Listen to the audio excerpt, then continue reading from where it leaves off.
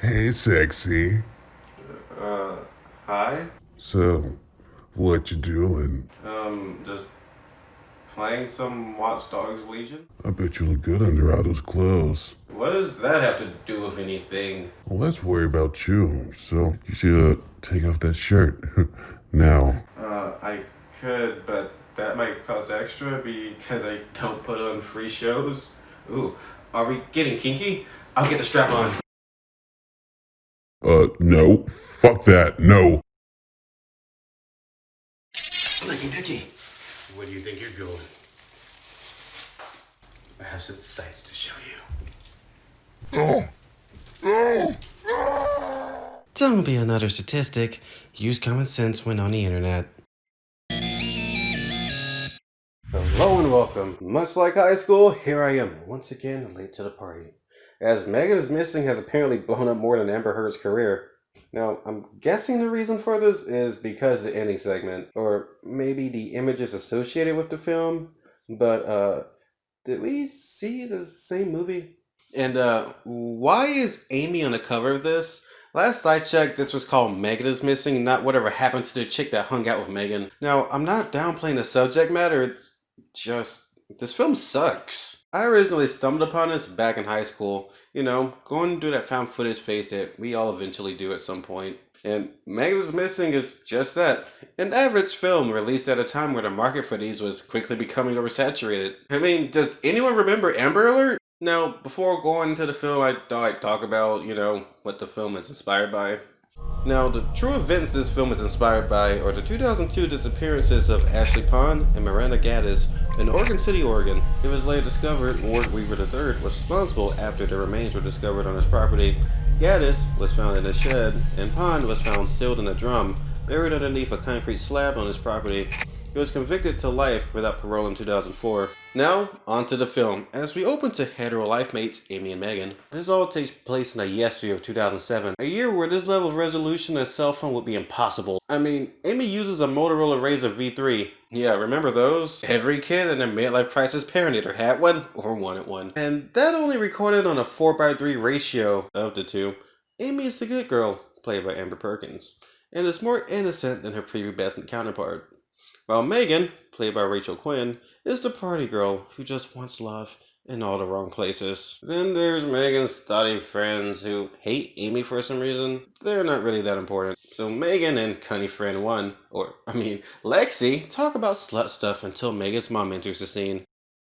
What are you doing? You're gonna learn to respect me! That's mine! No, I paid for it! I get to smash it! Let's just address this.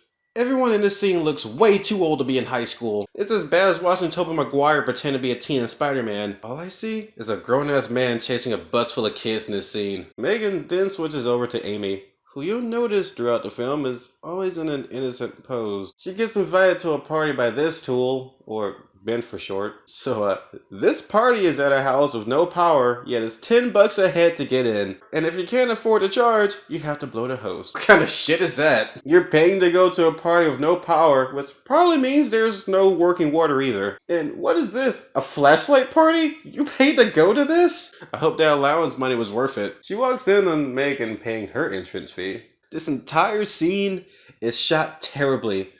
Could be the fact that it's lit entirely by flashlights. But then there's this.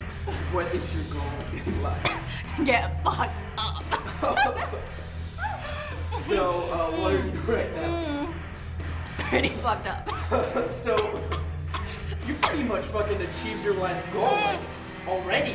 Words to live by. The next day, Amy and Megan video chat, where she gives Amy fellatio advice after remarking about a camp counselor who made her perform the act when she was 10. During this, you can briefly see the hand of Megan's mother before her cue to pull the sheets. Next is Amy's 14th birthday, even though the actress playing for was born in 1989. He has a camera, so she and Megan decide to tell their life stories. The pose Megan makes her reminds me of something. Well, that's bullshit. I thought she went missing. Lexi calls Megan when she brings up a time where they experimented, but Megan wasn't really feeling it. So, to change the subject, she brings up a guy named Josh, who goes by the name Skater Guy. But, red flag 1, broken webcam. But that's just ignored because of thirst. Amy records a blog of her house, but that's just fluff. Megan calls Josh, who shortly after interacting asks her to tilt her camera. Red flag number 2. Hey, can you tilt your webcam down a little? Why? Just because. But she does it anyway because teenagers are stupid. Then we get red flag number 3, as the story behind his webcam doesn't add up. So your cam is broken, huh? Yeah, my fucking dog chomped on it. I thought your little brother broke it. Yeah, he did, and then my dog took a swipe at it too. But she ignores it and even invites her to her party, which she accepts with the intention of meeting him. Calls Amy while walking to said party, but it cuts to the next day where we learn Josh stood her up. That is until we get red flag number 4, where we learn he was indeed at the party, as he gives vivid detail as to what Megan was wearing, but yet he never approached her. Now, you could say he was nervous, which is the excuse he gives, which is why he didn't approach her, but it's still kind of weird. She compares Josh to the Invisible Man, and they make plans to meet up again. Amy and Megan decide to go see some Matt Damon movie, which comes up in her chat with Josh later. So, they again plan to meet, Megan this time offering to meet up at the theater with Amy, but she leaves not long after, and Megan sets off to meet the elusive Josh behind the diner. As you do. This, of course, is the last time we see Megan, signified by the fact this scene goes on longer than it should after Megan leaves the frame. Time goes by and Amy calls Megan's thoughty friends to see if they've seen her, but they just kind of brush her off. But more time goes by and we get this broadcast that comes off as more of a parody. I mean, that font makes it look super serial. You know, does anyone remember that Nick News with Linda Ellerby? It kind of reminds me of that. Then we learn more of her savage abduction.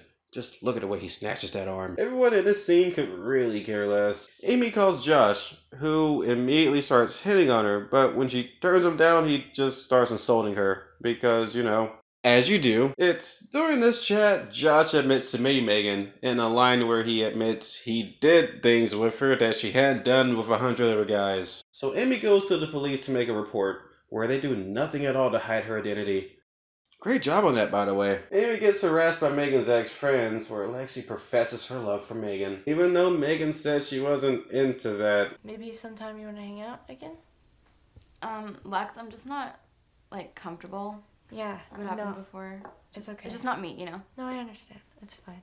So Amy goes to her hideout under this bridge where she gets an unseen visitor. A pissed off Josh calls Amy to threaten her over the statement she gave. Then, for whatever reason, they do a reenactment of the surveillance footage. Yeah, remember this? But what's interesting about this scene is Josh actually makes an appearance.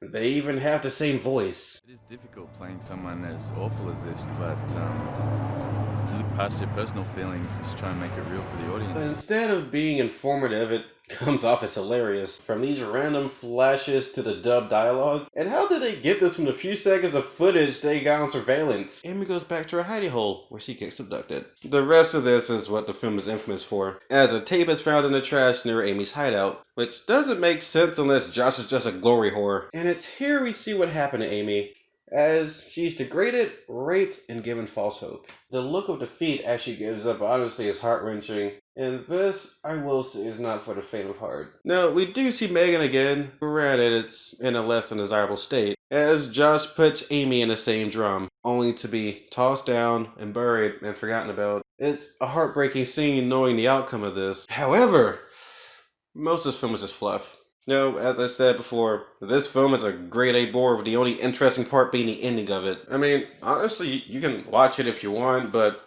be prepared for a mediocre experience. Anyway, I'm off to play the Outer Worlds. Grandpa Shark. I don't know any other ones. And then the sharks eat you.